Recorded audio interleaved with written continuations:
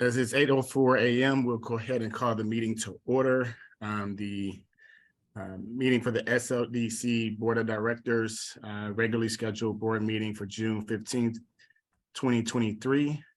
So at least can I have a roll call vote, please? A roll call, please. Yeah, Alderwoman Clark Hubbard. See her on yet. She's on the Alderwoman Spencer.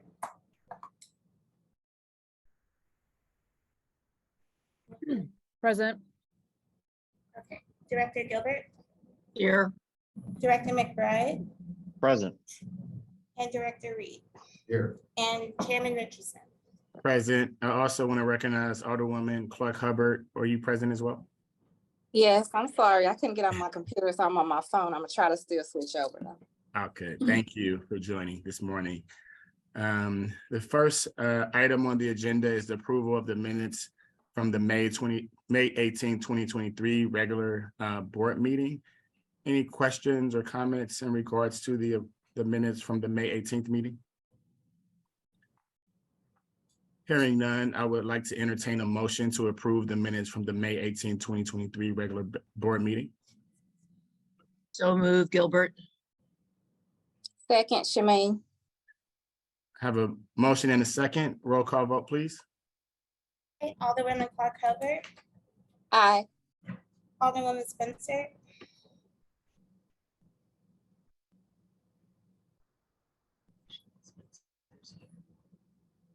Aye, sorry for that. Director Gilbert, Aye. Director McBride, Aye. Director Spencer, Aye. and Director Reed.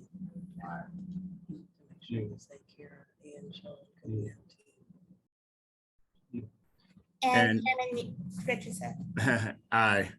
With all aye votes, the motion passes to approve the minutes from May 18th, 2023 regular board meeting that was held via Zoom. The first resolution that we have today is resolution number 23 SLDC 894, approving and authorizing an agreement between SLDC and Crossroads Reprographics, Inc. for services in support of a capacity building program for minority contractors. Pass it over to our Senior Vice President of Minority Economic Empowerment, Ms. Stacy Fowler. Good morning, everybody. Good morning, directors. Good morning, Neil Richardson. I am here asking for permission for resolution number 23 SLDC-894, approving and authorizing an agreement between the St. Louis Development Corporation and Crossroad Reprographics, Inc. for the services and support of our capacity building program for minority contractors, which is for SLDC's plan room. This agreement, actually, we've been in agreements with Crossroad Reprographics since 2018. That's how long they've been running our plan room. But of course, we did follow the standard process of going out on bid. We had 3 individuals respond. We've convened a review committee, and we found that Crossroad Reprographics was the most responsive.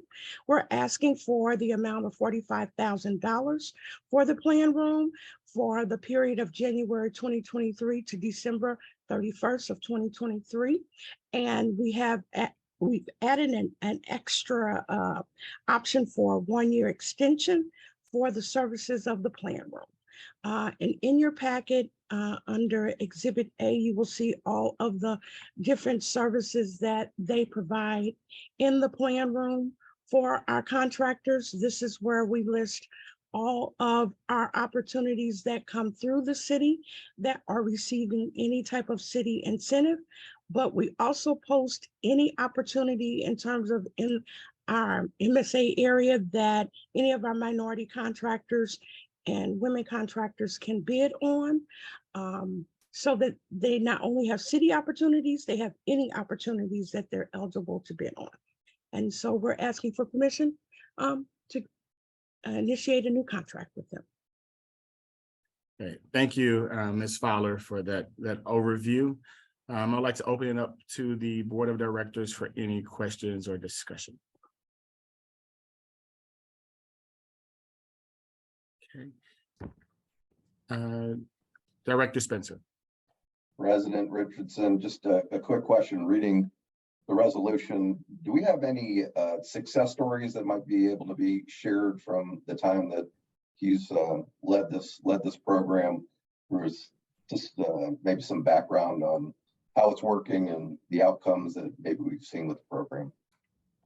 Yes, I'll be glad to share some success stories for you. So when I actually started with SLDC, they were actually the contractor with the plan room. But since I've been here, we've done some major changes to how our contractors have the ability to do their bidding and estimating. So the first thing is when I came here, most of the contractors were still using paper and pencil, sitting at their kitchen tables in the middle of the night, trying to do their bids. So one of the things that we do through the plan room, this allows them to do it electronically. And we've even taken that to another level of being able to have a 55-inch screen that will allow them to electronically bring up all of the plans that are in the plan room to do their takeoffs and do their estimating. So we did like a pilot project with like 6 contractors to see how well this was going to work before we fully rolled it out. And most contractors were only able to do maybe 1 bid. When we went to this bigger electronic way of doing their bidding, they were able to do 3 to 4 bids because they could do more because it was electronic versus them just using a pencil and a ruler. So, and now because we're in the Northside Economic Empowerment Center, not only do we have the office that's on Jefferson, but we also have an office, a satellite office here in the Northside Economic Empowerment Center so that we can directly work with contractors in either location, be they south or be they north. And of the people that were in the pilot program, of the 6, if I recall, 3 of them won one of the bids because we understand the more they bid, the greater the opportunity for them to get the jobs. I'm sorry, I don't have the exact dollar amount and but I can definitely get that for you if you would like for me to share with you what happened with them by us going to this new way of them doing their bidding and estimating. And now that we're in the Northside Economic Empowerment Center, we're having what we call in our bidding and estimating academy, where we now have not only PlanSwift, which is on the big 55-inch screen for them to do their takeoffs, but now we have RS Means on laptops in the digital lab. So they have a full scale, do your takeoffs with PlanSwift, then they can go to the lab and actually print and do their actual bids and proposals that they're submitting for their contracts. Thank you. Thank you, Stacy, for that overview. And I want to recognize Director McBride. Oh, thank you. Stacy, this contract looks like it begins earlier this year, January 1 of 2023. Has Reprographics already been providing the services for this year? They have, but the reason this is money through the Community Development Block Grant dollars, and we're waiting for them to finalize our contract. So we just want to, we followed a process that we're supposed to follow, but because they're backlogged and they're behind, we don't have the final contract. So once they give us the final contract, it will be retroactive back to January 1 to December 31st of 2023. Do we need to have a ratification of any action that's been taken prior to today's meeting, or is, I guess this is probably directed to council, or is this resolution as it stands sufficient? I would ask, is David Meyer in the room or James Morrow to respond to that question? I don't believe that we need a ratification, but I also don't see that it would hurt. This is the same procedure that we followed with this contract and grant pairing for the past couple of rounds that SLDC has been awarded a grant. If you're comfortable with it as it stands, and I am. Fair enough. Yeah, and this is I mean, that has been the custom with CDA grants in general. We've almost invariably gotten our documentation months after services needed to be in. But they do pay them. True.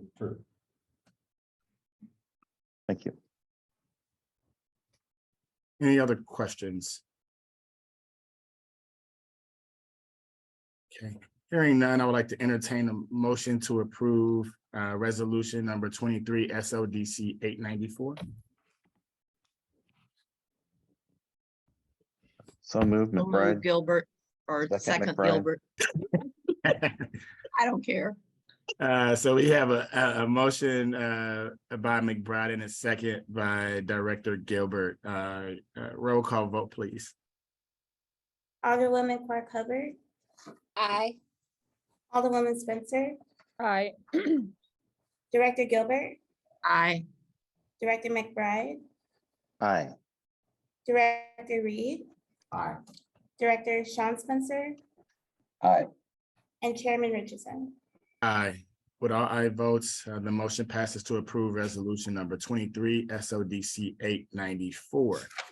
The next item on the agenda is resolution number 23 SLDC 895, authorizing and approving renewals of intergovernmental cooperation agreement with the City of St. Louis and St. Louis Economic Development Partnership and cooperation and management agreement with the St. Louis Economic Development Partnership. Then I'll pass it over to our Vice President of Strategic Partnerships and Initiatives, Mr. Stephen Davis, and our legal counsel, Mr. David Meyer, for an overview. Thank you, Chairman Richardson, and good morning, everyone. And it's great to see all of our partners on the call this morning. So real quick, like Chairman Richardson stated, this resolution authorizes and approves an additional 10-year extension of the intergovernmental cooperation agreement between the City of St. Louis County, SLDC, and the St. Louis Economic Development Partnership, as well as an amended and restated cooperation and management agreement between SLDC and SLEDP. And before I turn it over to President and CEO of SLEDP, Rodney Krim, to discuss further about how we partner, just some quick background. In 2013, SLDC authorized the execution of agreements necessary to facilitate the formation of a partnership between the City of St. Louis and St. Louis County to collaborate in economic development matters. Today, Mayor Jones and County Executive Sam Page, along with the executive directors of SLDC and SLEDP, desire to continue the combination of existing city and county business development, business finance, and entrepreneurial support services, and maintain the partnership that has been established between the city and the county to deliver business development services in order to further increase jobs and grow the local economy and better serve businesses and residents in the City of St. Louis and St. Louis County. So with that, I'll turn it over to Rodney Krim to provide further background on how we work together. All right. Good morning, all, and thank you, Stephen. Again, we see Stephen quite a bit as a great partner of ours as we walk through a number of different city-county initiatives. Also, we have a number of our members on the screen. They'll introduce themselves as we go through the presentation.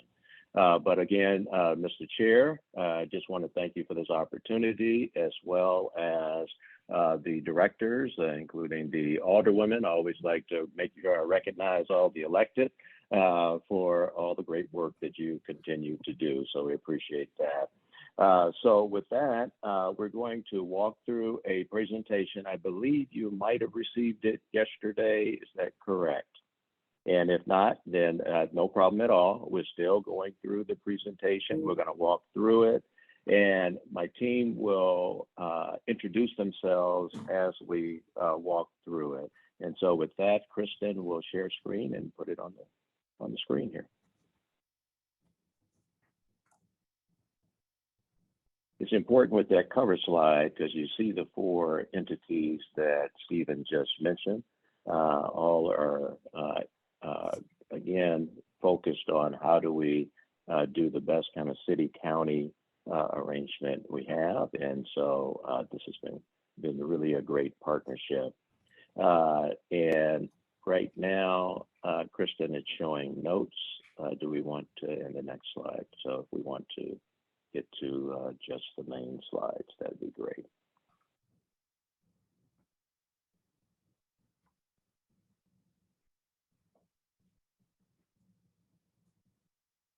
There you go. Perfect, perfect, perfect. All right, so next slide, please. All right, this is our mission. Everything that we do all across our organization is focused on city, county. And we also serve as a convener partner on strategic regional economic development initiatives. We'll go through that as we go through our slides. Next slide, please. Our significant strategic priorities are the result of our strategic plan that we had done a couple of years ago. We had a lot of input from across the region in our strategic plan, and these are the areas that we're focused on to really highlight and advance city county initiatives.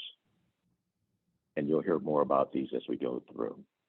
We're going to start with business development to get right into it. And Michelle Stuckey, who partners with Jason Archer, who will be leading this discussion on this section, is out with urgent family matters. So many of you see Michelle at the various LCRA, IDA, and other meetings. So you do know Michelle.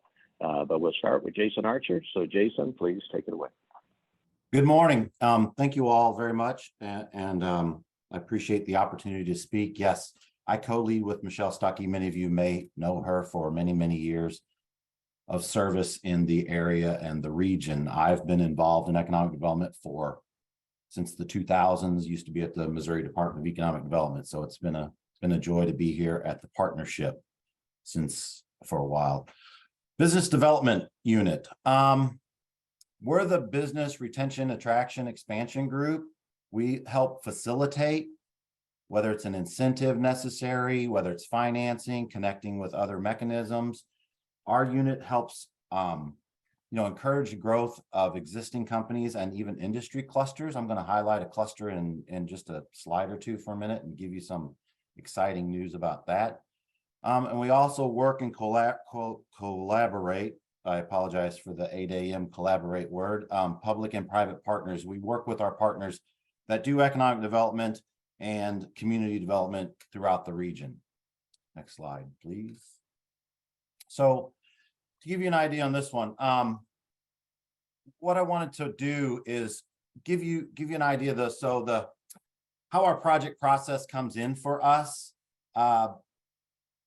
It starts off this RFI, we call it RFI, it's a request for interest. It's like the top of the funnel. This is the broad picture. These projects come in usually by the greater STL, formerly the Alliance, or whether it comes in through the Missouri Partnership. Those are groups that basically scour the globe and look for opportunities that want to come into state of Missouri. St. Louis region is where we wind up focusing. So when these come in, they can ask us for sites, they can ask us for specifics on a site, whether it's ceiling heights, rail service, information like that. And then we kind of sort of feed it back and see if they wind up turning into a project. Again, it's the top of the funnel. As things start to drift down and become real, we start calling them active pipeline projects. And that's what we kind of drop down in below. And that's where we really come into what does it take to bring this project to fruition for our community. That's where we really start working with, engaging with the consultants, the attorneys, whether we, the word incentive is on this slide, but that means a lot of things. It doesn't always mean what we think about a tax incentive. It could be an introduction to workforce. It could be working with St. Louis County Workforce or Slate to provide employment opportunities, but allows the company to know that there's this pipeline of trained opportunities and workers. Next slide. So here's a list of some highlighted projects that our organization has partnered with SLDC and done around the region. The top right-hand corner was the last year numbers, the 446 million of investment. The new jobs and retained jobs is all projects across city and county that we worked on. As my CEO, Mr. Krim, had said, you have this, so you can read these projects. I want to take a second and talk about one about industry clusters. There's one on here called Gateway Studio. It's in Chesterfield, Missouri.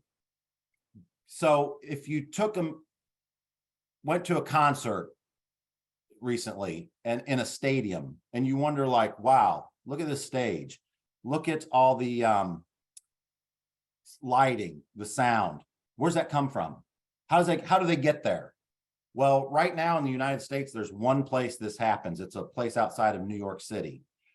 Gateway Studios will be the second place in the United States where traveling entertainment acts go and design, manufacture, and I say distribute, because they have to talk about how they tear it apart, pack it in trucks, and move it out of the region and go on tour, and then they do it again.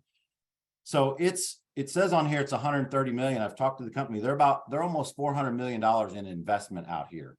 And this is an industry cluster that we don't have. This involves people that want to go into lighting, sound, electricians, carpenters, truck drivers, the gamut. In 2013, the state of Missouri ended the film tax credit. And just this year, the state legislature passed Senate Bill 94 called the entertainment tax credit to help this industry cluster to grow in our region.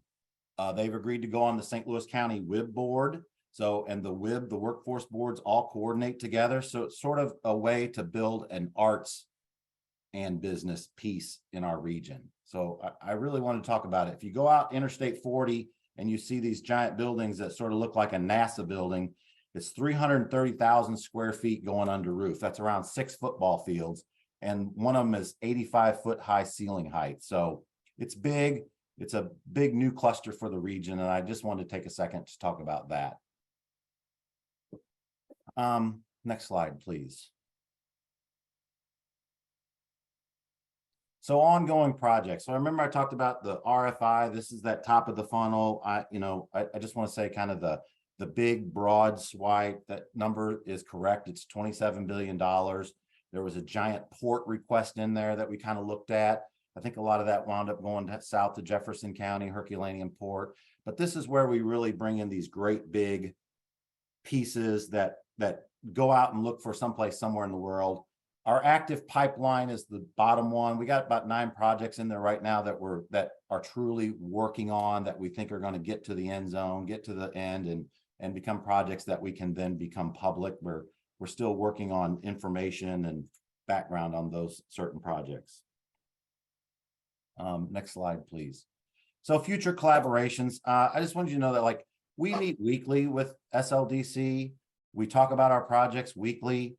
We're always talking about process reviews, how we can get better, how we can integrate what we do better, how our teams and staff can work together better. We really want to continue to work hard on the integration of the economic justice plan and our proposals. And quite frankly, we've learned a lot from it, even integrating them into our county proposals and making sure that these companies, plant a tree of prosperity in our community and not just get something and go. So that's what we plan to do for future collaborations. Next slide. I think, Rodney, do I get to just slide right into the next thing, the BRE? Yes, please go ahead. Okay. So the next section I want to talk about is, it's BRE. It stands for Business Retention and Expansion. So back in March of 2020, when we all went home for 2 weeks, right prior to the global pandemic that we shall not speak about, our CEO, Rodney, challenged the leadership at the partnership to rethink our business retention and expansion process. How do we do this? So we did a lot of research, a lot of background. There's an organization called the International Economic Development Council, IEDC. They do a lot of research on how communities can better work to facilitate retention and expansion in their communities. And we wound up creating a committee, a group. We meet ongoing monthly. We have monthly community partners. And anyone is welcome to come to this. We have content experts present monthly to this whole community group. And then we spun off a committee of us in economic development, and we have met every Friday for the past 3 years to talk about companies, how to meet them, and how to bring growth, retention, expansion to those companies. I'm now going to hand it off to Tim Nowak. He's Executive Director at the World Trade Center. He has been a partner of ours in this whole BRE buildup.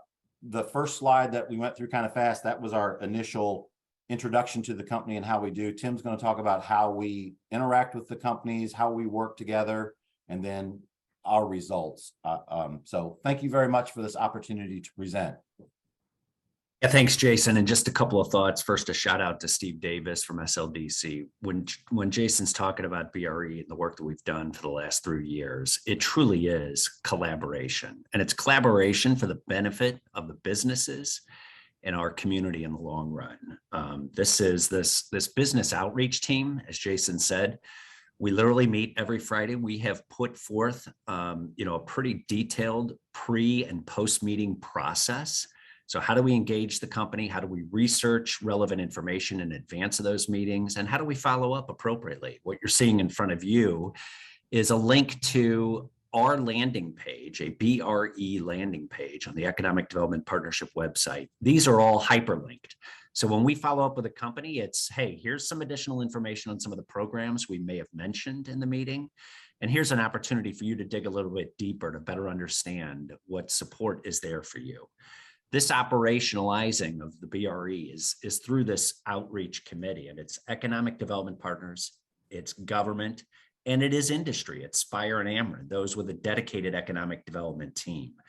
And so next slide, we track and share all relevant data within our group because we working together, again, want to know where we're headed, who we've met with, where they're located. We've tried to be, as precise as we can in terms of outreach in the city and outreach in the county. And there's a tremendous amount of follow-up. It's not just the numbers here.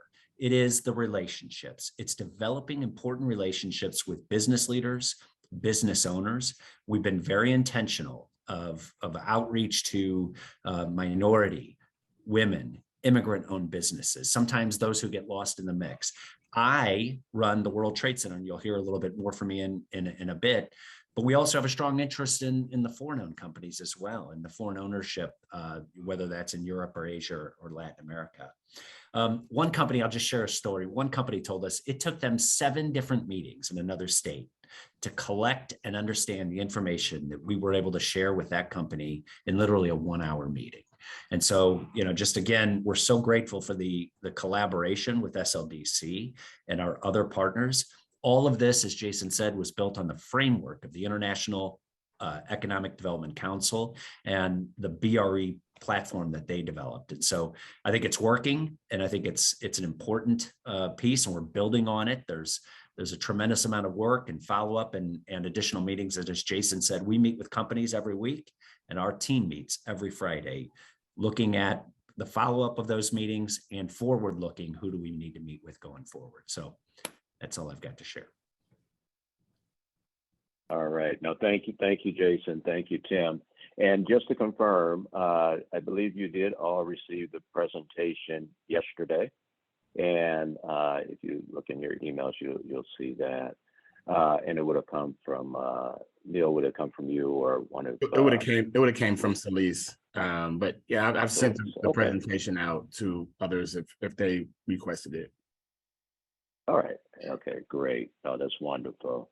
And again, you kind of see the process that we're going through. We're telling you what we do, the actual process in doing that, highlighting the wins, and then also what are those things that we've been working with SLDC on as we collaborate to move further.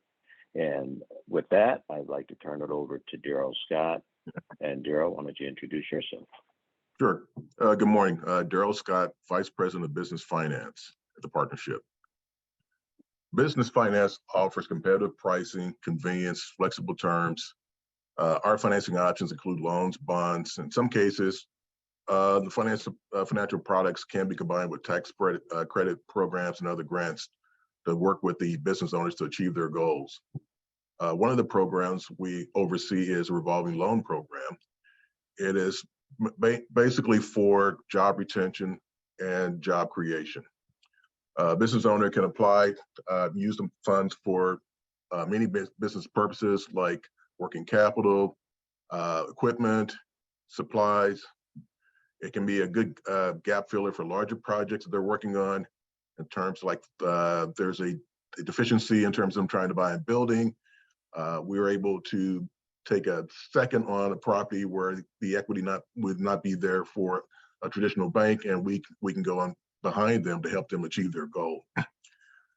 We do ask for a bank or credit union decline letter for participation, and the reason for that is we have limited resources, and the program is designed to help people who are having a problem achieving financing from a traditional source. And that way they can come to us, and we try a creative way to get them to the finish line. Another program that we offer is the IDA bonds.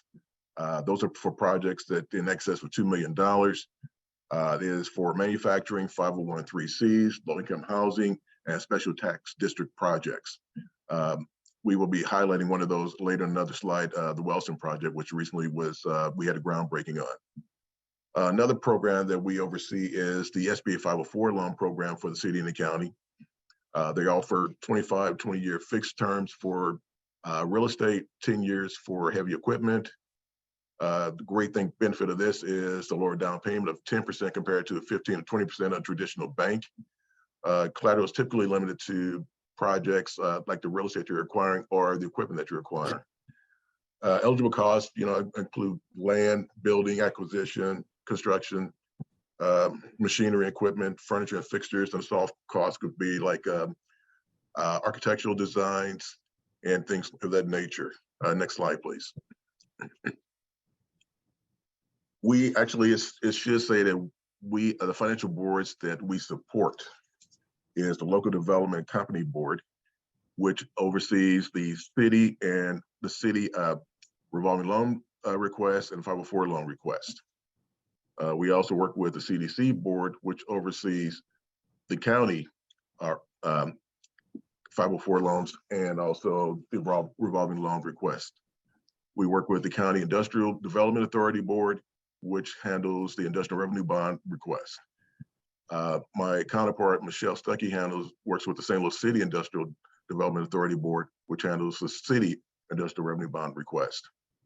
How do we locate candidates? Well, there's a number of ways. We work with commercial bankers, and because we had a tremendous, last year, we've gotten a lot of repeat business from some of these bankers, and they referred them to other banks. We are constantly going out and meeting with other banks that we haven't met with to try to get the word out there and solicit more business. We work with accountants. We do a lot of networking. The team is involved with several local chambers, real estate organizations, developers. We also have done social media advertising, and we also advertise in the St. Louis American. Next slide, please. Member of the team, Zach Folk, will give you a brief overview of these highlights of these loans. Hey, good morning, everybody. As Daryl said, I'm Zach Folk. I'm a business development officer with the Business Finance Group. Just want to highlight a couple of these projects, especially with finance. It can get a lot into the numbers, but we work with some really great businesses. So I want to just kind of share some of them. Starting with the top, the Sugar Witch. You might all be familiar with it since they've received some press recently, but we helped them with their 504 loan to purchase their building, which is actually right there in the corner of the slide on the bottom right-hand side. So they're really good ice cream sandwiches. They're over in the Patch neighborhood, kind of near Stacked if you've been near there. But they're very delicious. They took over the old Crondelet Bakery site there, which is actually kind of fun for me. Because my wife's grandpa actually used to run the Crondelet Bakery, so it's kind of cool to see that happen. Another company, Iron Hops Brewing, another brewery as St. Louis is very well known for, but this one is unique since they're not necessarily opening their tasting room and working specifically for distribution of their product. So they used a 504 loan to purchase new brewing equipment, and they'll be located over on the hill to distribute those out.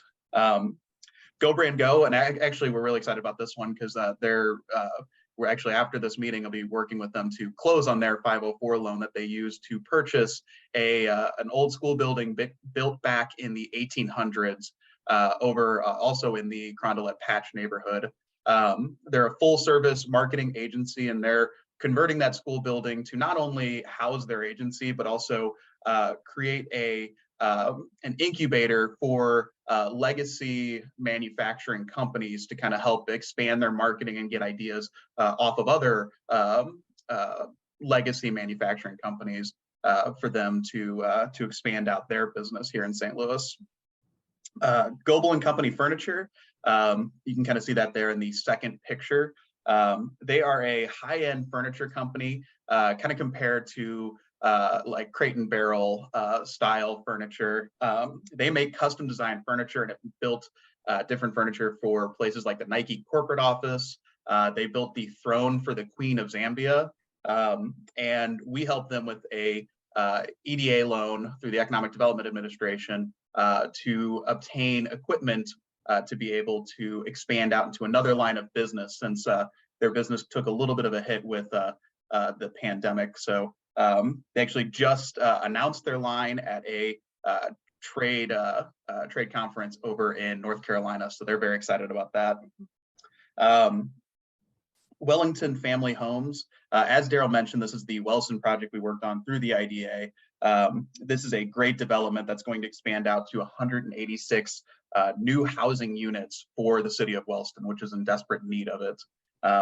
We just had the groundbreaking about a month ago, and they're very excited for this in their community.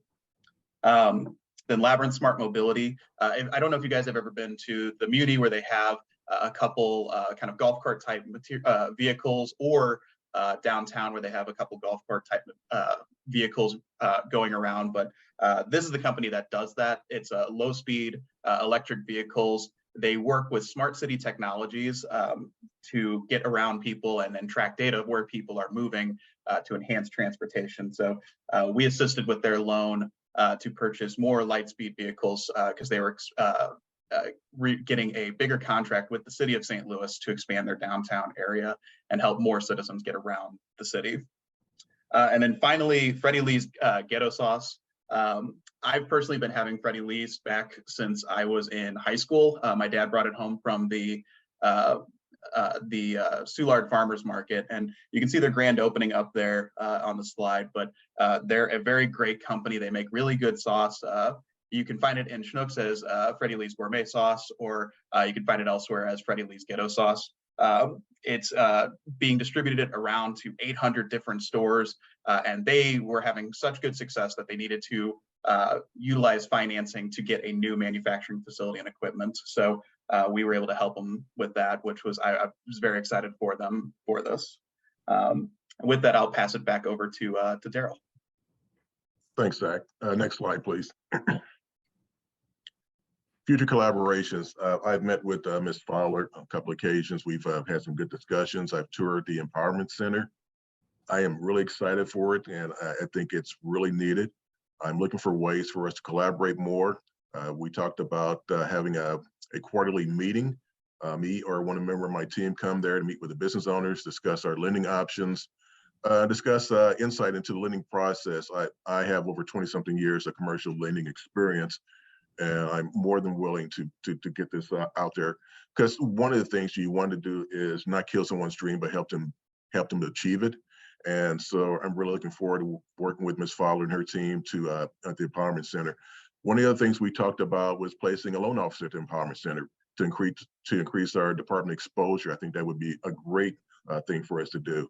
But like I said, I'm looking forward to working with her and the rest of her team to get this out there and help the business owners. All right, very good. All right, team. So we're going to do our pivot a little bit, and we're going to go like about 2 minutes for each person that's remaining, if that will work. Can we do that? Sure, I will get it started. All right. I'm Kristen Lappin. I'm the Vice President of Communications, Government Relations, and Community Investment. And through the Community Investment Group, we focus on working in the historically disinvested communities to increase neighborhood stabilization and economic development. We work with community members, nonprofits, and municipalities to determine critical issues impacting those communities. Two of my team members are here today. Maud Trost, who's our Community Development Project Manager, and Lavonda White, who's our Promise Zone Manager. The Promise Zone is a federally designated program that was started in 2015, and that is in our division. I'm going to let Lavonda, that's what she does, so I'm going to let her speak to that in just a second. It includes parts of North St. Louis City and North St. Louis County, and specifically the city wards are 1 through 5, 18, 19, 21, 22, 26, and 27. We also assist municipalities and nonprofits through technical assistance, capacity building, and municipal engagement. And we have an Environmental Protection Agency brownfield revolving loan and assessment grants out of this division as well, and Maud will speak about that. We're working on several initiatives now to try and combat illegal dumping, find solutions for vacancy and food access, and we're always looking for funding opportunities and grants that we can partner with SLDC or other community members. I'm going to turn it over to Lavonda now to talk a little bit about the Promise Zone. Thank you, Christian. So the Promise Zone was designated in 2015 under the Obama administration, also under the Department of Housing and Urban Development. So we're the largest in size of 22 Promise Zones, and unique in that we transcend both city and county boundaries and a host of municipalities.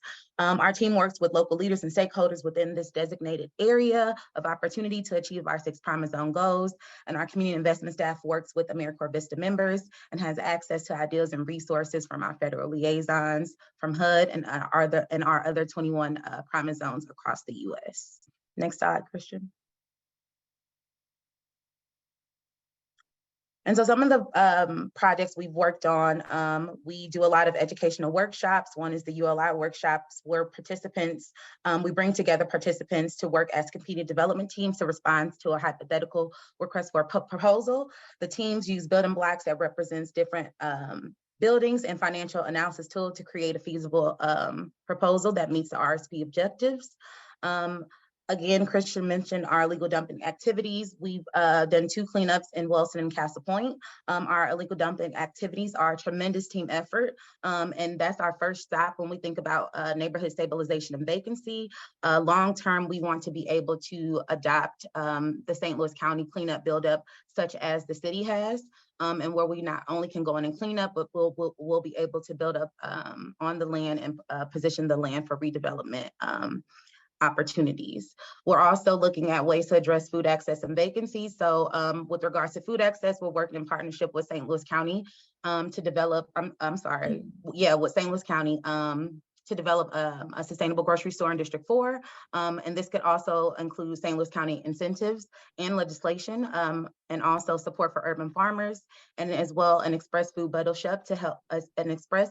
shuttle bus to help mitigate the transportation issue that we know a lot of residents face. With regards to vacancy, we're looking at a 3-pronged approach that includes possible tax relief programs to keep residents in their home and to mitigate vacancy as well. Also want to get those properties that need to be demolished down, and then also looking at the LCRA to assemble vacant lots for redevelopment.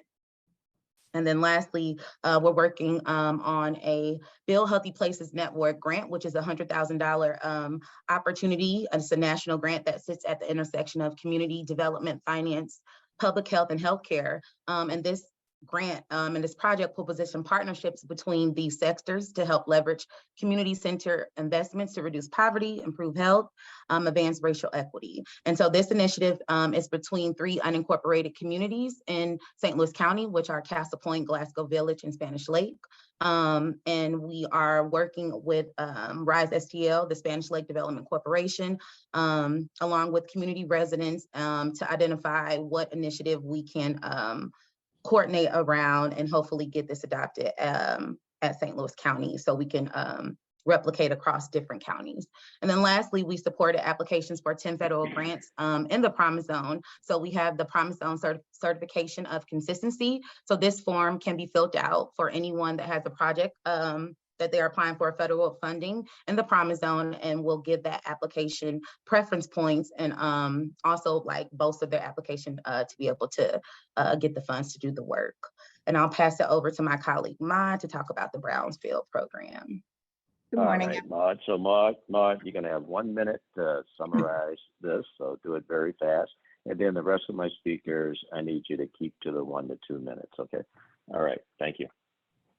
So to highlight the Brownfields program, we have a revolving fund in the county, and we work in close partnership with the manager of the loan fund for Brownfields remediation in the city and do a lot of coordination together.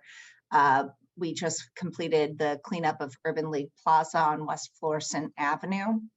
In addition to that, we are collaborating together around a lot of federal grant applications. Most recently, we submitted a city-county application to the Department of Transportation for electric vehicle community installation grant. It's a $15 million grant that we applied for and hope to hear about the results of that in the fall. And then a significant portion of the community investments team in 2020, it's important to note that we took up that time with disseminating emergency loans and grants to businesses throughout St. Louis City and County. And we adapted that program to ensure that the loans and grants we provided didn't just go to the central corridor of our community, but got dispersed to low and moderate income communities in North St. Louis City, County, as well as South St. Louis City and the Lima area. Very good. So Kristen, why don't you just do a quick on the page 19. Again, these are things that you've been working on with St. Louis Development Corp. And so for everyone, you can just take a quick look at that, but a lot of focus on the equitable justice plan. So let's move on to our next group real quick, and Tim and team will keep this brief, but you know, you guys do that pretty well. So let's do it. Thanks, Rodney. So the World Trade Center, we are the international division for the St. Louis Economic Development Partnership. We organize our work around 3 key equal ingredients to St. Louis being a global city: trade, investment, and people. And I'll turn it over quickly to our Deputy Director, Stella, who leads the trade side. Thank you, Tim. And if I could have the next slide, please, Kristen. Thanks. Great. So on the trade side, we our work encompasses a number of different areas: trade training being a large part, as well as counseling, of course, for our many members and constituents. And on the training side, that's primarily divided into informational training. So something that you might need to know about, for example, currency fluctuations, something that may affect you down the line. On the pure training side, that could be any of the number of issues that arise in international trade. So it could be export compliance, Incoterms, letters of credit, that kind of thing. And you can see there, hopefully, Nicole Dodson, who you may recognize from your staff. Nicole participated in our International Women's Day this year and was just a fabulous participant. So we were delighted to have her on board. We are also the international office for the mayor, and so you'll see the Mayor Jones there meeting with the Deputy Ambassador of the UK, Michael Curtis. And so we just, when those delegations come in, we just want to make sure that they are meeting with the right people, that they're received properly in the region. That's we receive upwards of 25 to 30 delegations a year. We also manage the foreign trade zone. You'll hear a bit more from Tim on the FDI and EB5, and from Betsy on the Mosaic project. But we also are the umbrella group, if you will, for our St. Louis sister cities, of which we have 16 around the globe. So oldest being St. Louis Stuttgart in Germany, formed in 1960, and our most recent one is Rosario in Argentina, formed in 2017. On the getting a little bit more onto the trade side, a number of years ago, we were very fortunate to have been selected to participate in the Global Cities Initiative, which then led to the development of the very first Metro Export Plan for the region, and was subsequently followed by an FDI plan. If I could just have the next slide, please, Kristen. So we won't belabor this. This is just a key kind of snapshot of our key partners here on the trade side and the exports. You'll see $14.4 billion in exports, of which 27.3 is in services, 72 in goods. That's probably getting closer now to almost 50-50. Services are increasing every year. A number of the, you'll see 2,758 companies exporting here in the region. Many of those are small to medium-sized enterprises that we assist in particular. And we do that with a variety of tools at our disposal.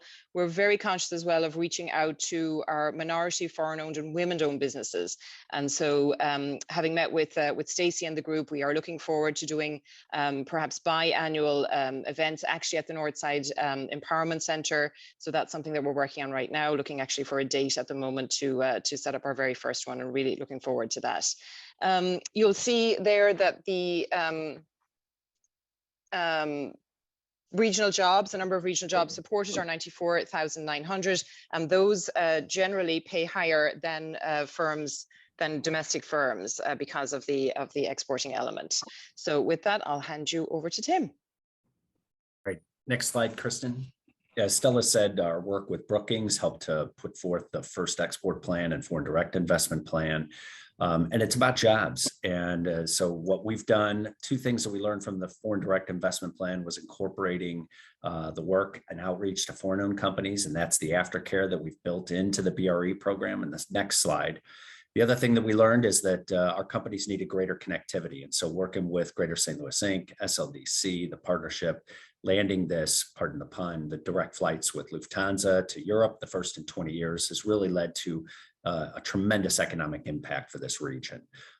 There's a whole host of other highlights here. I won't go through everything in detail, other than the fact that here next week, we are off to London and leading a trade mission of 44 to London, including Neil Richardson. We're happy to have Neil with us, and leaders, economic development business leaders, to highlight St. Louis on a global scale. These are unique opportunities, leveraging the Cardinals to be able to do that. We've got a packed agenda, as these always are, in promoting St. Louis globally. And so I'll kick it over to Betsy then, who can talk about the people side mosaic.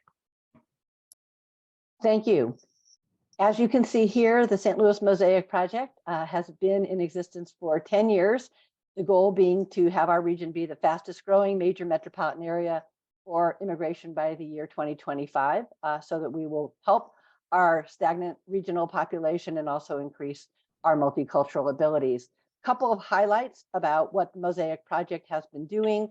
On the top left there, we work with 121 K-12 schools, helping them be more welcoming to their foreign-born families. We work with Mosaic ambassador companies in the city and the county who have foreign-born employees, helping their families, helping people find jobs. Our connector program helps people who are work authorized network to find jobs. And the lower left, we work with 17 of our universities with the international students. And it's interesting right now that St. Louis University, University of Missouri, and Webster will have triple the international students this coming year for a variety of reasons. So we are working with them on how that both encourages the students coming, and then how do we connect them where appropriate to jobs. The Mosaic Steering Committee has representatives from the region, including Vernon Mitchell from the mayor's office, which has been very valuable to us. And then we have social connector programs for those spouses and partners that move to the region so that they and their families stay connected. At the bottom, it does mention that we are working with our new Afghan and Ukrainian community members that are coming through the International Institute, which has been very important for some of our growth. Next slide, please. A few highlights as we celebrated our 10th year. The region grew by 5,000 foreign-born people last year, and actually over 10 years, we've grown by 20,000 foreign-born people. About 1,000 of those were coming from refugees, humanitarian, through the International Institute. What we are driving, particularly through the St. Louis Mosaic Project, are two initiatives. One, our largest foreign-born community in the region is our Indian-born, and we have a plan to grow our Indian-born population. And the biggest group that we're missing is Hispanic, and we have a plan called STL Parity for the region to help grow and attract the work-authorized Hispanic population that can help grow our region. Next slide. The future areas for us, one, there is a new position that will be filled soon in the mayor's office called the Office of New Americans. We helped create that job description where someone will work to help integrate foreign-born people with city services and help the city do a better job to connect them with jobs as well as opportunities to serve them better. We'll be working on helping the region attract more Afghan people with the International Institute, Hispanics, and Indian talent. And lastly, we get requests every week from companies that are looking to have their HR department find new sources of talent since our unemployment is so low. And we work with the HR departments across the region to help them better make their positions available and welcoming and known to our foreign-born community and make some of those matches. Thank you. Very good. Thank you, Betsy, Tim, and Stella. So we're going to start to wrap up here. Just a few more minutes. Kevin Cahill will briefly walk us through the strategic initiatives, and then I'll just do a 1-minute wrap. We'll walk through this quickly. Thank you for allowing us to be here. Just a couple of key issues that I want to make sure you walk away from this meeting with, and that's working together on, from a strategic initiative perspective. We work city county on, for example, the first ever comprehensive economic development strategy that put together by St. Louis City and County, working with Rob Orr and others there at SLDC. We are the funnel for the Department of Commerce Economic Development Administration to review any and all those kinds of grants. And the SEDS is important to get any EDA funding. Also managed through, you heard the International Economic Development. We are one of 51 accredited organizations nationally. And the other thing I wanted to, and I hope you get the excitement about this, is that what we do is both city and county in terms of grants. So let's go to the next slide, because that's really something that'll point to a real win for us, because it was a competitive effort. It's called the Build Back Better Regional Challenge.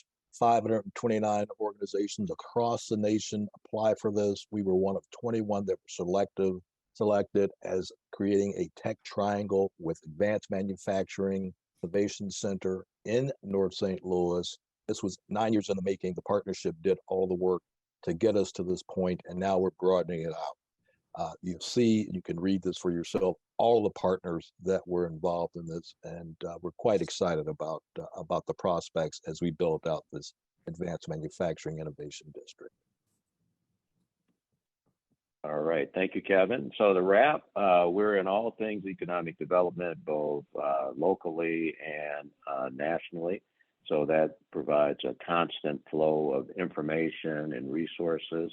Next slide is that, we're called on to look at ongoing opportunities, as Kevin just mentioned, indicated all of these.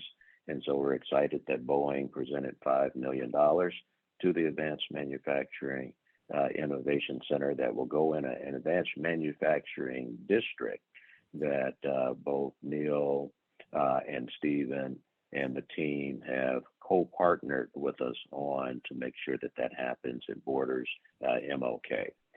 Then the next slide is sometimes we're just called upon to help move projects along that are city-county projects, and these are just some of the examples of that. So with that, Mr. Chair, I turn it back to you. Thank you, Rodney and team, for the very thorough overview of the Economic Development Partnership and many of the various areas in which you support economic development for the city of St. Louis and across the entire region. I'd like to pass it over to Steve Davis, but then also Mr. David Meyer to give a quick highlight of the contract itself that we're entering into. And that way we can open it up to the board of directors for any questions in regards to the actual agreement that they're authorizing for SLDC to enter into in partnership with EDP for the next 10 years, the next decade. So this is an important moment for us. And so we want to make sure that we ask any questions and review the agreements, ensure that we all have alignment here. So I'll pass it over to Steve, and then Steve, you can pass it to David for just a quick highlight of the agreement itself. Absolutely. Thank you, Chairman Richardson, and thank you to the SLEDP team again for the thorough overview. I think it really demonstrates the additional capacity that you all bring to the initiatives that we're working on in the city. And I think, we really just scratched the surface in that presentation. So through the intergovernmental cooperation agreement and management agreement, the city, the county, SLDC, and SLEDP have agreed to share in the cost of the operation of SLEDP, which includes a pledge from SLDC of a fixed annual commitment of $1 million of funding from the SLDC. The county will appropriate the necessary funds for its portion of the cost to operate the partnership. So to go into further details in that contract, I'll turn it over to David, and I think we'll have questions. Thank you, and good morning. The relationship between SLDC and the partnership is been in place, as you all know, for 10 years under a cooperation and management agreement, which is expiring.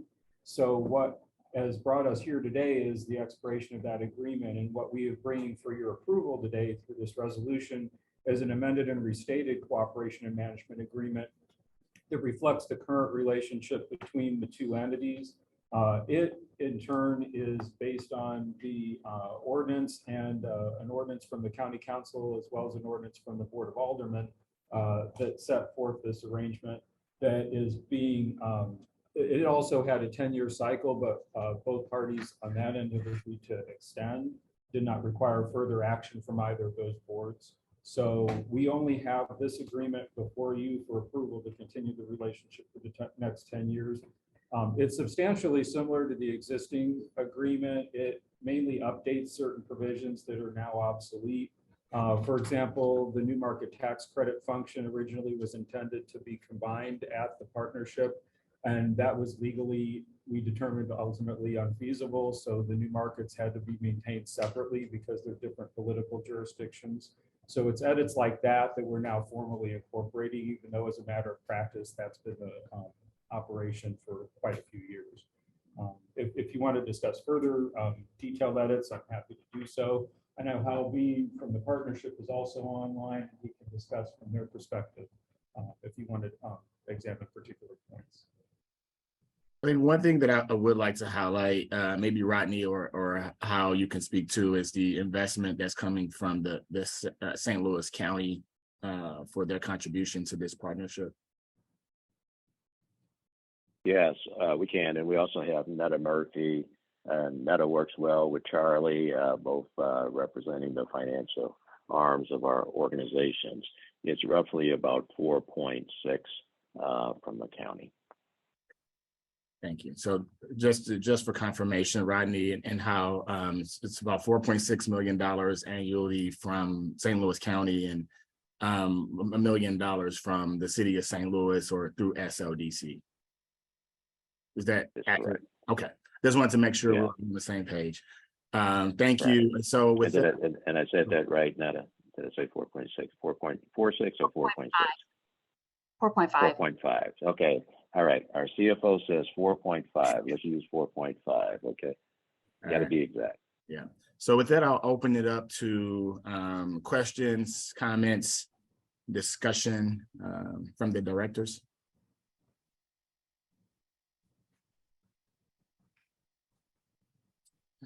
The Alderwoman Spencer.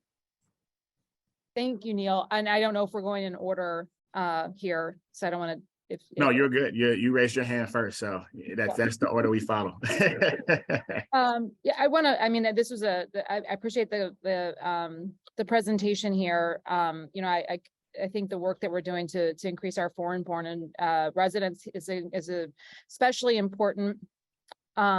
You know, and I really appreciate that. One of the things that kind of strikes me, you know, looking at the highlights, these, you know, the flights and that sort of thing. These are highlights that I see, you know, wins touted by lots of different organizations, GSL, et cetera. And, you know, so there's a lot of overlap here, you know, so that's a little bit confusing. I can say, you know, as an alderperson who's fairly involved in discussions that, you know, one of the questions I get pretty consistently is, you know, kind of what the role of the partnership is, especially as it relates to the city. You so I appreciate this. But I just want to, I just want to say that that's kind of, I think there needs to be a little more information about the role that you all are playing. One thing that that is very clearly missing, I think, from this discussion and causes me a lot of concern when I think about the region in general, is the fact that St. Charles is not included here. And when we're looking at a 10-year plan for economic development for St. Louis, for the region, let's be frank, St. Louis City and St. Louis County are both losing population. Of all counties in St. Louis, only 4 of them are growing, and they're all in St. Charles, all 4 of them. And, if we're looking at 10 years and developing a plan for economic growth or economic development in our region, and we're excluding St. Charles, that causes me a lot of consternation and a lot of concern, because it's really the only area in our community that's experiencing significant growth right now. Both St. Louis City and St. Louis County over the last 2 years have both experienced an enormous amount of population loss. And I'm very, very concerned about that. So I was hoping for some clarification or some comment about, the fact that we're just looking at city and county, and we're not including the major growth factor of our region. So Rodney, do you want to address those concerns? Yeah, I can address both. So with the first one on Lufthansa, so one of the organizations under us is the St. Louis County Port Authority. The St. Louis County Port Authority put in $2.5 million toward the incentive to attract the Lufthansa flight. GSL was able to get 2.5 matching funds from the business community. So together we brought in the Lufthansa direct flight.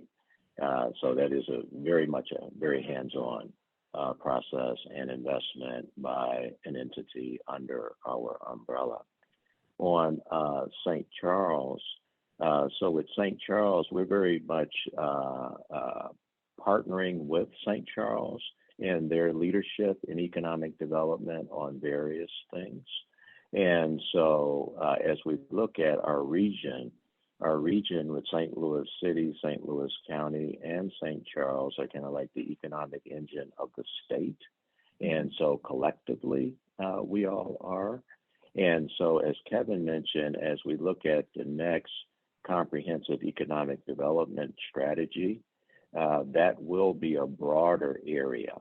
But St. Louis City and St. Louis County are still significant components within all of that.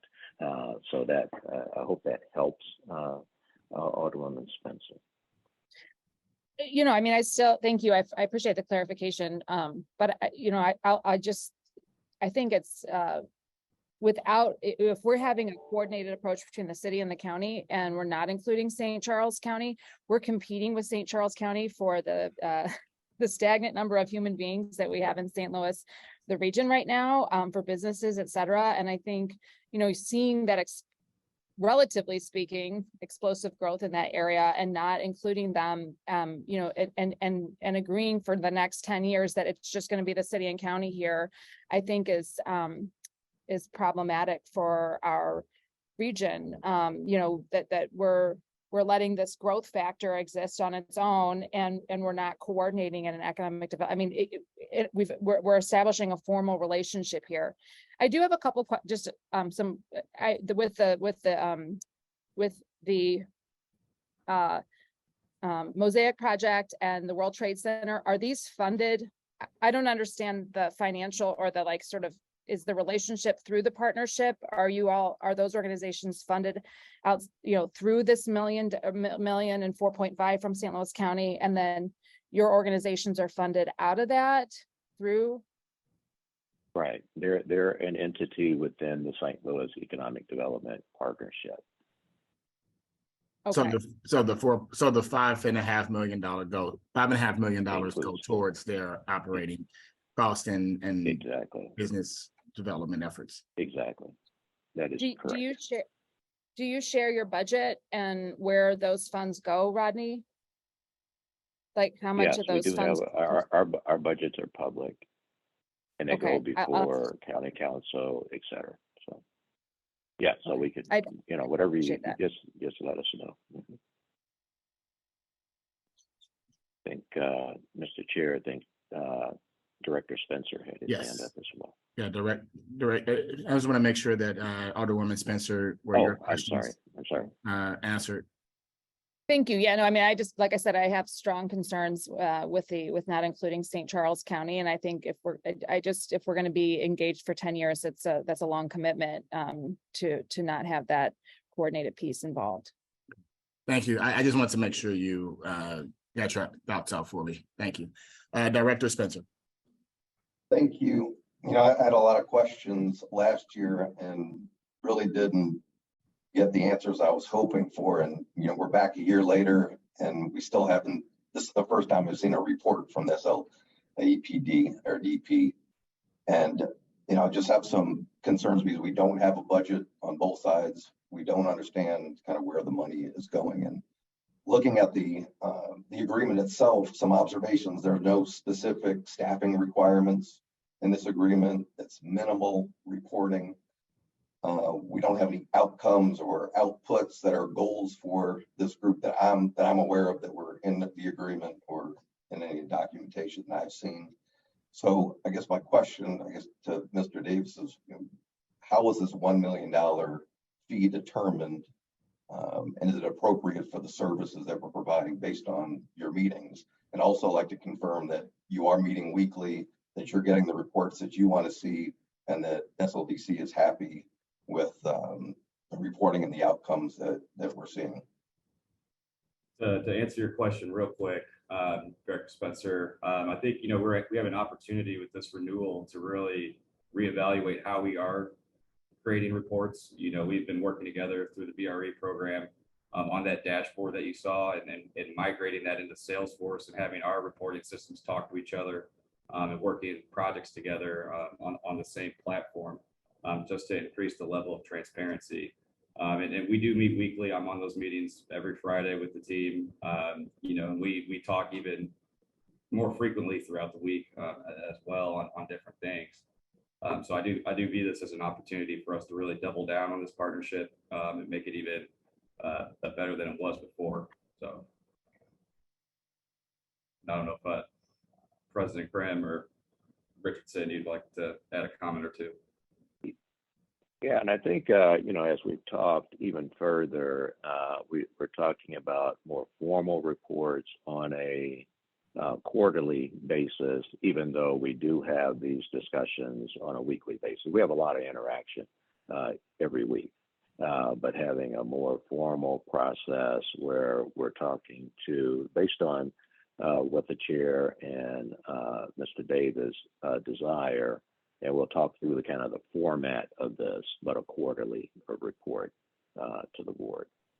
And so to your concerns, Director Spencer, that was also some of my recommendations as we put forth a renewal on this agreement, is to have formalized reporting requirements from SLEDP around the various programmatic activities and operations that they move forward with throughout the year on an annual basis and also on a quarterly basis. For each one of those activities, be able to provide some formal update and report to the board around the activities associated with the funds that from SLDC.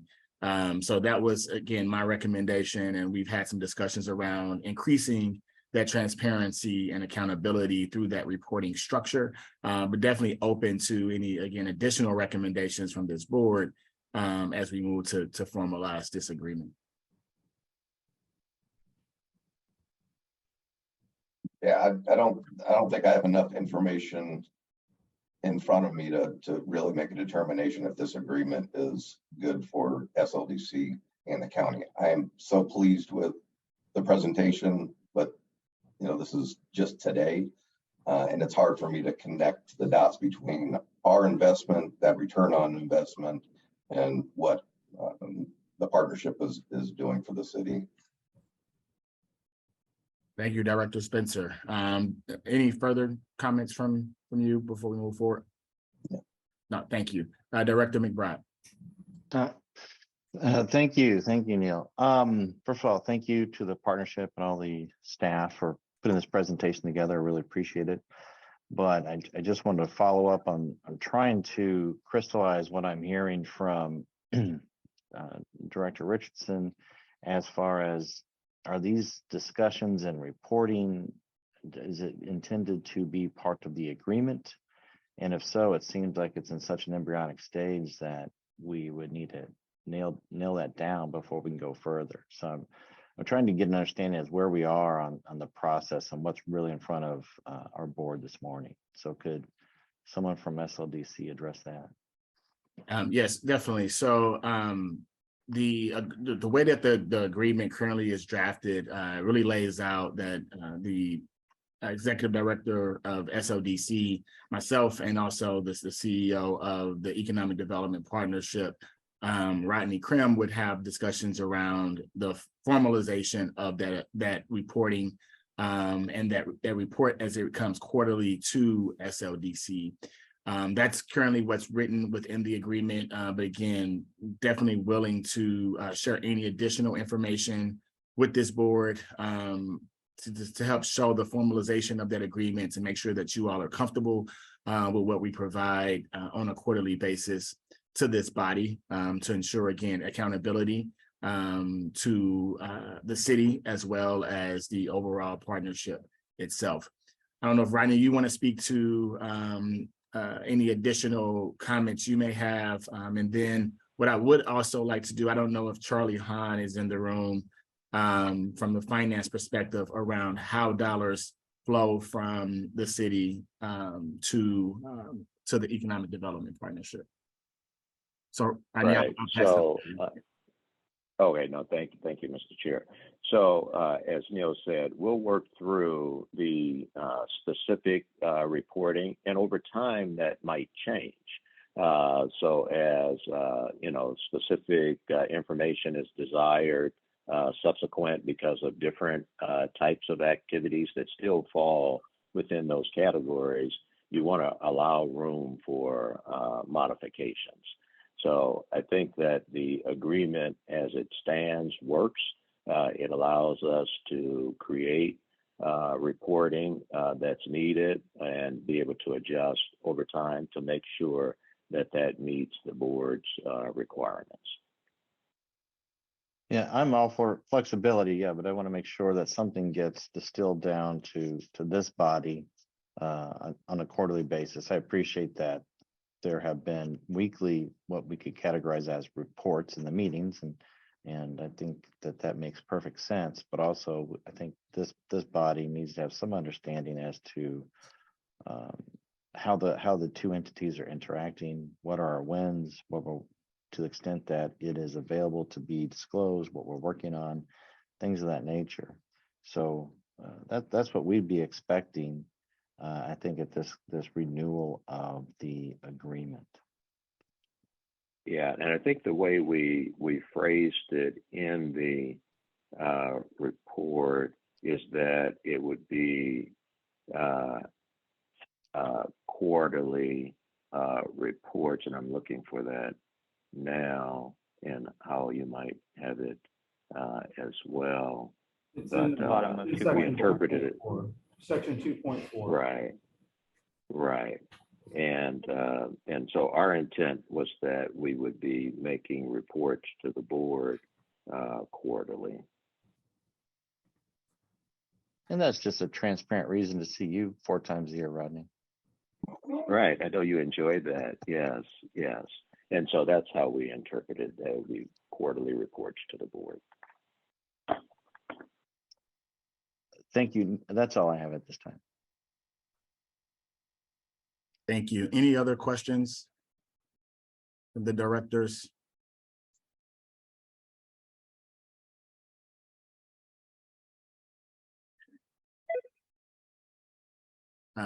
Hearing none, I definitely want to move forward and make sure that you all are comfortable. Sorry, my phone is ringing.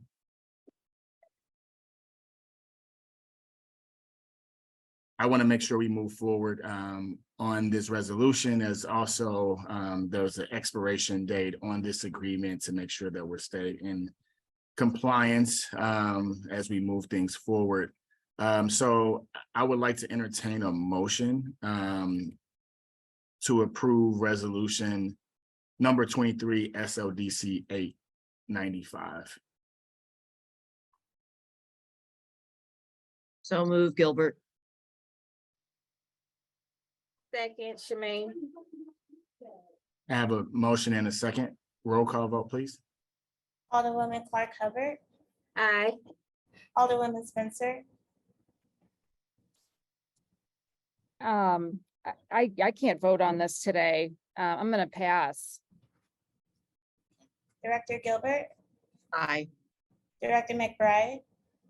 Aye. Director Reed. Aye. Director Spencer. I'm also gonna have to pass. Chairman Richardson. Aye. With that, the motion passes to approve resolution number 23 SLDC 895. One of the things that we will do for this board is Rodney and I will work together over the next month, and at the next board meeting, we will come up with a more formal list of the reporting requirements, lay out a template for this body. I want you all to feel comfortable. Again, while the contract itself and the agreement itself will provide flexibility, we can add rigidity to the process as we continue to move forward. So Rodney and I will work together on formalizing those reports and providing that to the body for their review and feedback as we continue to move forward. But I appreciate the support to keep this contract in place and keep us in compliance. And so the next item on the agenda is resolution number 23 SLDC 896, approving an annual administrative budget for fiscal year 2024, covering the period July 1st, 2023 through June 30th, 2024. So with that, I'll pass it over to our CFO, Mr. Charlie Hahn. Mr. Chairman, as you said, this budget is done annually, and it's for the fiscal year beginning July 1st, ending June 30th of 2024. Having a hard time hearing, Charlie. Get closer to the mic.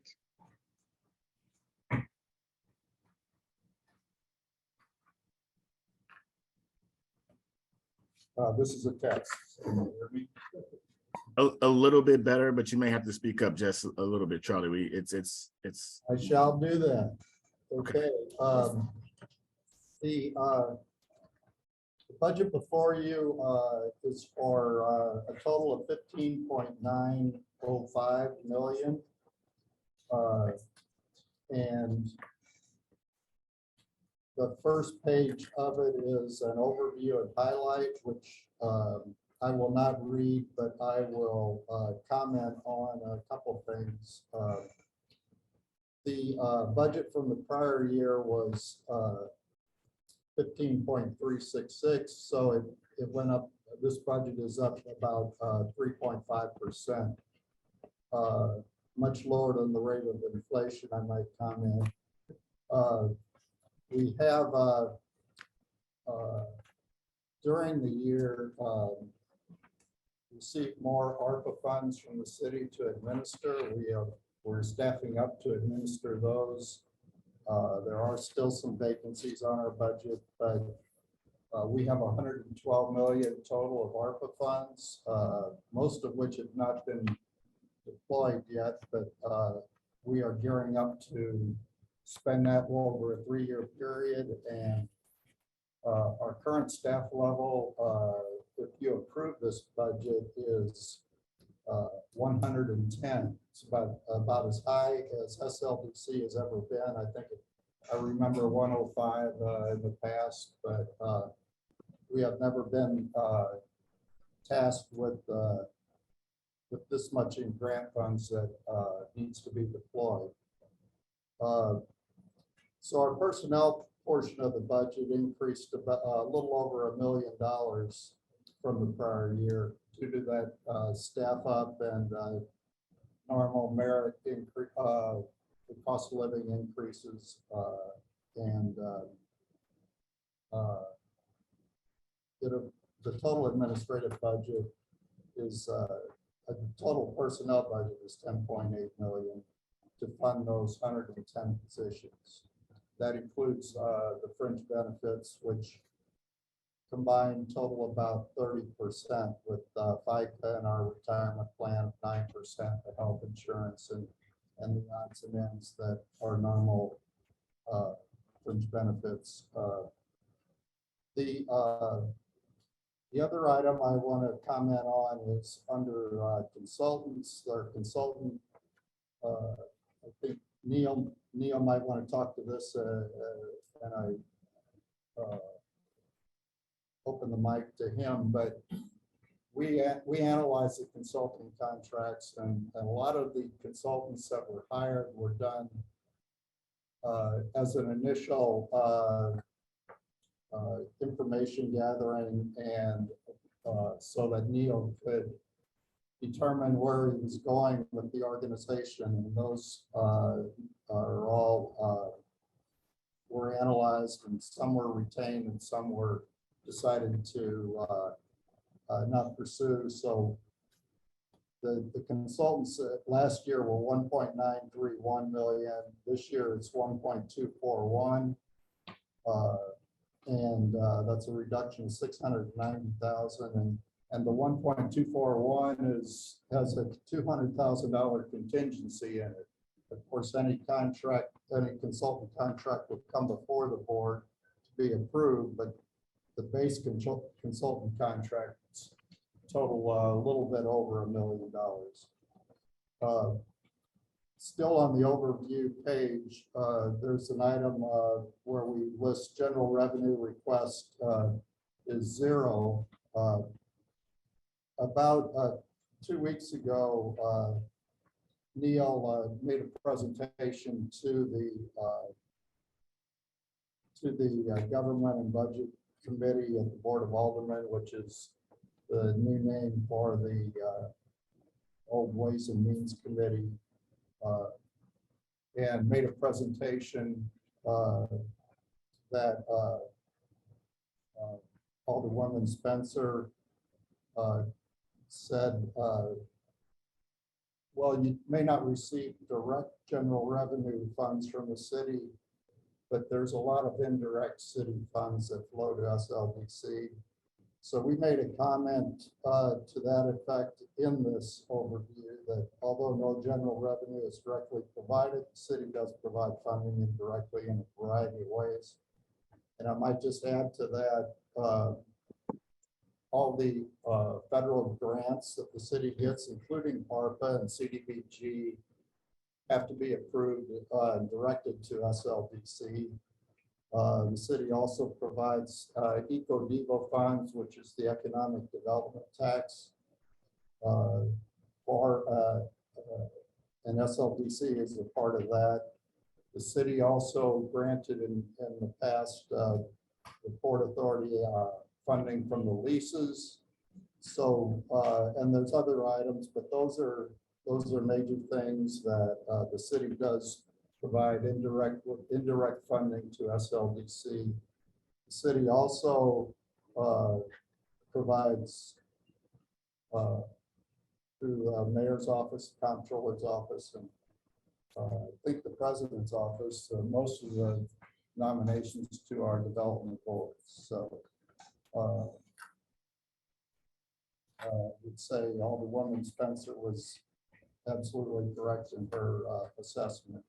The next page lists revenue and expenses. It shows a comparative for FY23 and FY24. Revenues are divided into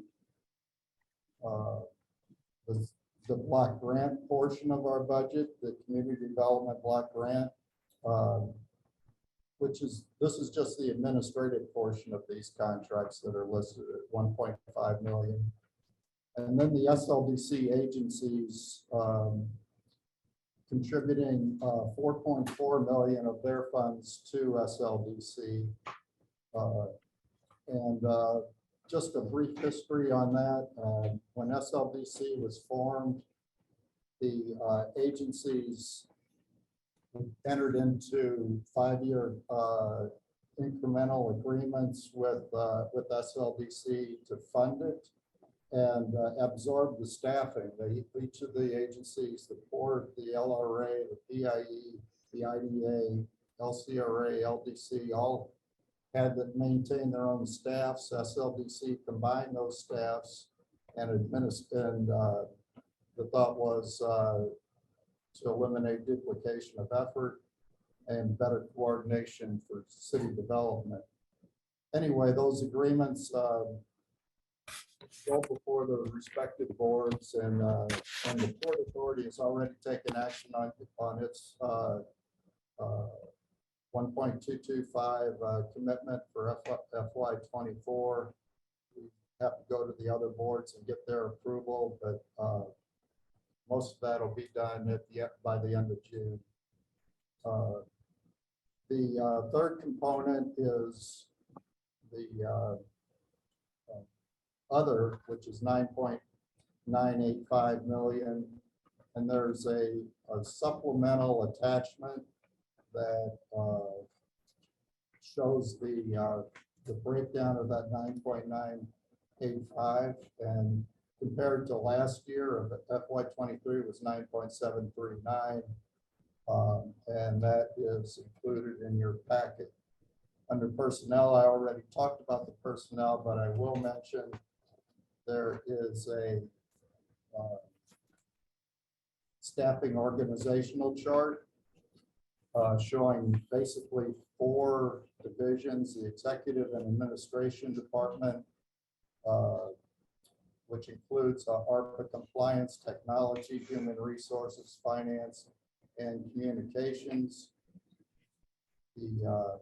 The second department is headed by Rob Orr, Equitable and Inclusive Development Department, Land Assemblage, Port Authority, Development Incentives, and New Markets. The third department is headed by Stacy Fowler. It's the MWBE Workforce Development Department. Includes Workforce and Contract Compliance, Business Assistance Center, and the Empowerment Center, which was newly opened in January. And the fourth department is headed by Lance Knuckles. It's Neighborhood Transformation Department. This is carrying out the equitable economic strategy framework that was done I think 3 years ago, whereby the neighborhoods are all represented by a manager. And there's 10 neighborhoods, and those area managers are primarily funded through the Eco-Devo tax, which is a city tax for economic development. There's a vacancy initiative section, a real estate section. The LRA, the old LRA office is under that real estate section. We have a Prop NS section, which carries out the rehab of LRA properties that are deemed savable and resellable. There's our regular maintenance group, and then new areas that will carry out the state Department of Economic Development is wanting to invest in our real estate neighborhoods, and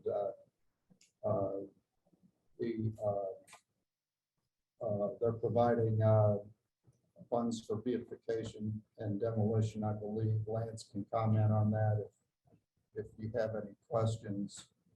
Other than that, we way at the bottom of the page is our what we consider program revenue and expenses, which are ins and outs as far as SLDC goes, and we're projecting a $40 million rough budget, and if it turns out to be 50, it's no problem. It'll be an in and out. But that basically covers all the grants, what we talked about, administering the CDBG funds, administering the ARPA funds, administering new markets tax program and things like that. There's a page that details the supporting expense items for the expense items listed on that budget page.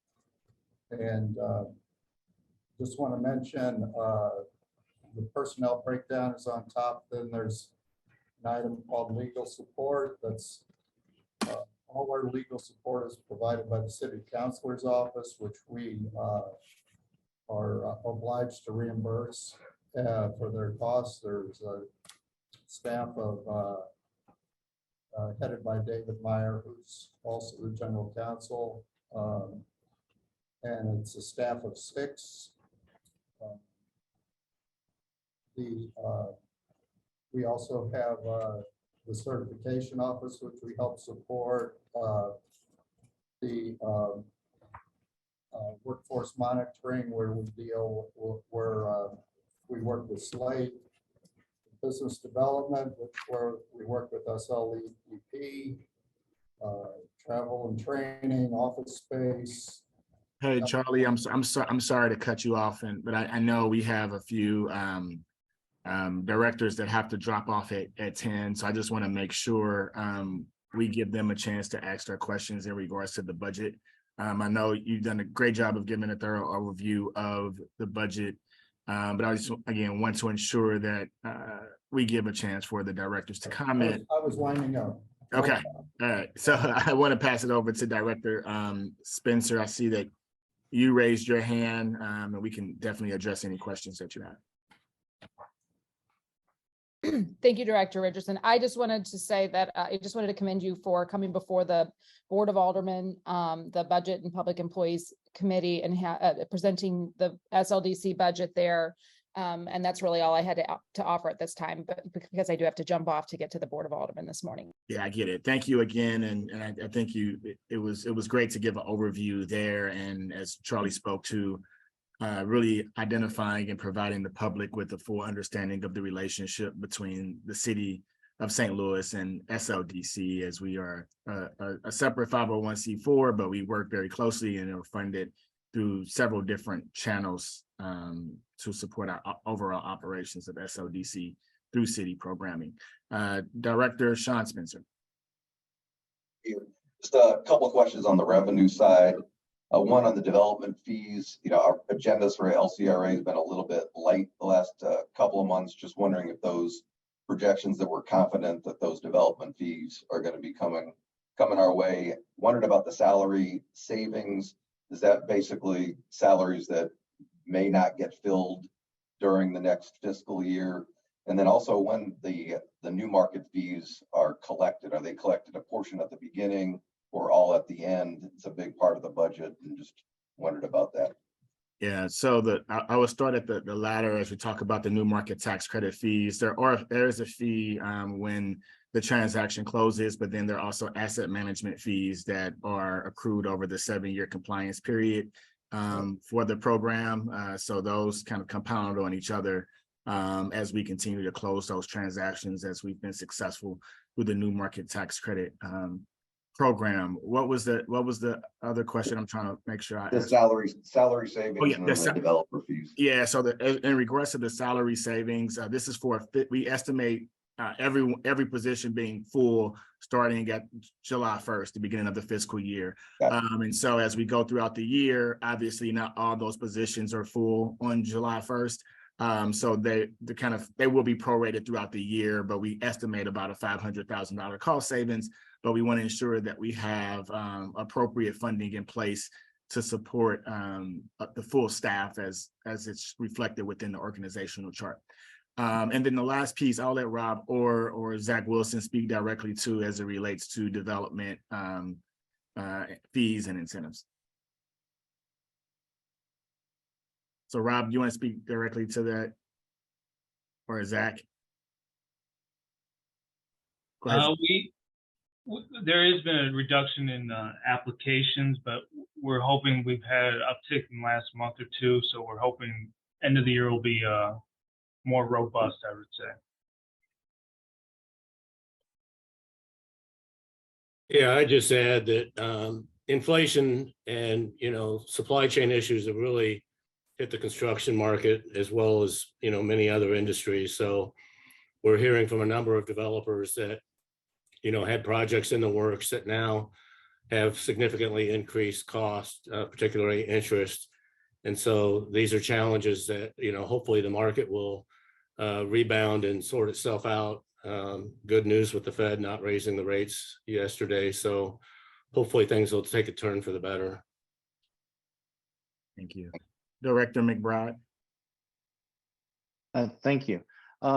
Staying with personnel, is there I don't want to get into the weeds on it, but are we having $1 million increase in personnel costs from last year?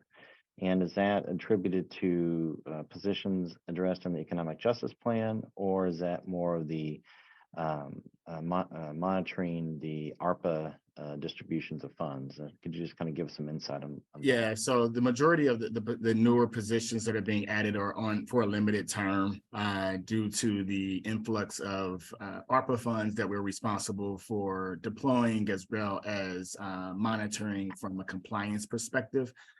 So as we bring on those employees that are funded through ARPA, we provide a item within the job description that informs all applicants before they are hired that they will be hired on a limited term as funding is available for those positions.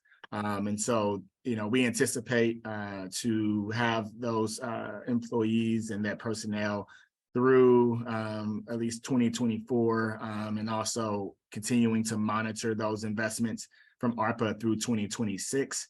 And so we'll continue to evaluate and assess those staff members and those positions as we continue to move forward, whether it's through the Economic Justice Action Plan and other strategies and priorities as vetted out through this board as we move forward. So that's the reason for the increase is, again, the implementation of the ARPA funds. And also, as Charlie spoke to, there was a decrease in the consultant fees. And so the consultants really helped us ramp up and get ourselves in position for implementation. And now we're moving into more of limited term employees in order to execute on the strategies and the framework that was created by those consultants and their support. So really moving items from the consultant line to the personnel line, and then you'll see a reduction over the next several years on the consultants as we formalize a lot of the processes. So great question. Understood. Thank you. And that was our understanding. That was the plan all along. Thank you. Yeah, exactly. Thank you. Any further questions on the budget? Okay. Hearing none, I would like to entertain a motion to approve resolution number 23 SLDC 896. So moved. So moved, Gilbert. Second, Spencer. I have a Sean. motion and a second to approve the resolution. Roll call vote, please. Clerk Gilbert, Aye. Alderwoman Spencer, Aye. Director Gilbert, Aye. Director McBride, Aye. Director Reed, Aye. Director Sean Spencer, Aye. and Chairman Richardson. Aye. With that, the motion passes to approve resolution number 23 SLDC 896. We'll try to move through these next two resolutions. They're very straightforward pretty quickly.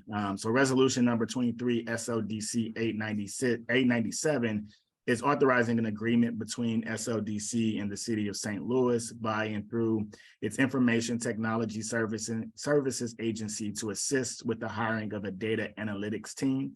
I'll pass it over to Mr. Simon Wong to give a overview of the resolution. Thanks, Neil. Good morning, members of the board and staff and guests. I'm here today to request authorization of a subrecipient agreement between ITSA, which is the IT Services Agency, and SLDC to fund a data and analytics team in the amount of $667,000. Note that this is not a new agreement.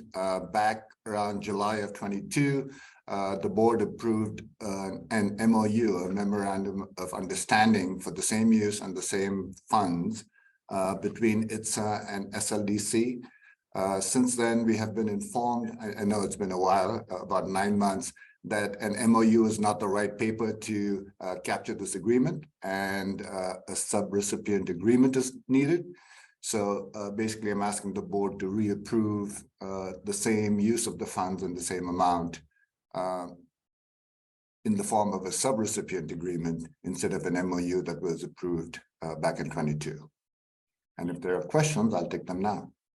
Again, as Simon spoke to, this has already been approved by the board for the agreement itself, but it's initially we received approval for it to be an MOU, but we received feedback from the compliance team as well as the city councilor's office that this needs to be formalized through a subrecipient agreement opposed to a MOU.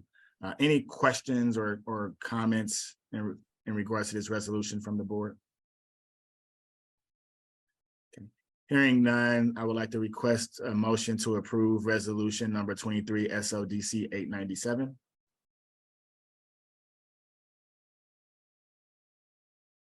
So moved, Spencer, Sean Spencer. Is there a request for previous roll? Request for previous roll. Previous roll has been requested and motioned by Director. Second McBride. Been moved by Director Sean Spencer and seconded by Director McBride.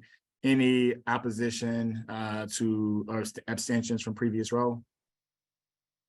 Hearing none, the motion passes to approve resolution number 23 SLDC 897.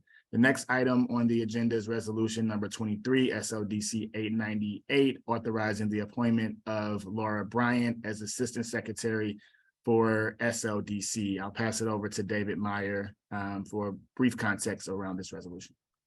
Be very brief, thank you. So Ms. Bryant joined the City Councilor's office back in February, and as I think all of the board members know, she's been working with you to provide you information and has been doing roll calls, et cetera, for the board. So we need your formal approval under our bylaws to appoint her as Assistant Secretary so she can continue that role and also be able to countersign documents and attest to the signature. Happy to answer any other questions. And I'm sure she would be as well. Yeah, well, and Laura has provided some great support as a secretary, Assistant Secretary thus far to SLDC. So thank you, Laura. It's been a great addition to the team. Any questions or feedback? Comments? Hearing none, I would like to request a motion to approve resolution number 23 SLDC 898. So moved, Shemaine. Second, Gilbert. Moved and seconded by Alderwoman Clark Hubbard and Director Gilbert. Is there a request for previous roll? Request for previous roll. Second to extent necessary. Yeah. Previous roll has been moved and seconded. Any objections or abstentions from previous roll? Hearing none, the motion passes to approve resolution number 23 SLDC 898. The last item is the Small Business Grant Program on the open agenda director's report. So we've successfully deployed over $4.5 million to 900 St. Louis businesses across the city of St. Louis, hitting all 14 wards. And 72 of the 79 neighborhoods have been funded through the program. So I'm really excited about that, but I'll pass it over to Lance Knuckles and Andrew Turnage for a presentation and an overview of the program itself. Can everyone hear me? Yes, we can. All right, thank you to the board and Chairman Richardson for allowing me to present this information. My name is Andrew Turnage. I'm the Senior Neighborhood Manager for the Neighborhood Transformation Department, led by Senior Vice President Lance Knuckles. As Ms. Richardson said, we've completed this program in a little over a year. We've supported 900 businesses across the city of St. Louis. And I think Richardson stated the major points that came from this program, but I did want to state that these grants supported small businesses with payroll, rent, utilities, inventory, supplies, and equipment. As an added piece, I want to give kudos to the team who supported this, which was the neighborhood managers team. That's Lisa Aki, Corinne Hanks, Paul Thaler, Chevette Wayne Jones, and more especially Gino Austin, who led this initiative since December of 2022. Once again, we've completed this program. It goes to show that we are executing at a neighborhood level and at a small business level. We continue to hope to serve the city of St. Louis. Thank you, Mr. Turnage. I again want to highlight that this program was funded through the American Rescue Plan Act, with the primary focus on supporting small businesses and recovering from COVID-19. Again, want to give recognition to the Board of Aldermen for allocating this award to support these small businesses across all of St. Louis City, with the priority on our qualified census tracts in both North St. Louis City as well as areas of Southeast City.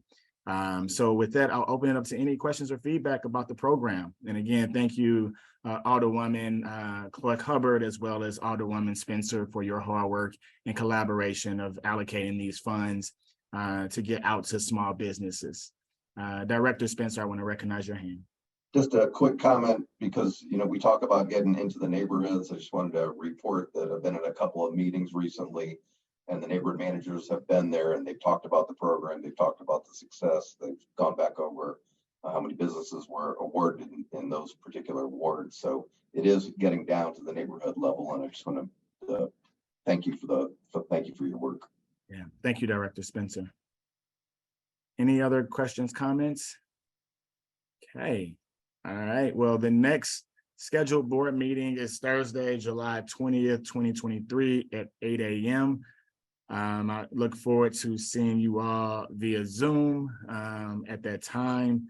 And with that, I would like to entertain a motion to adjourn.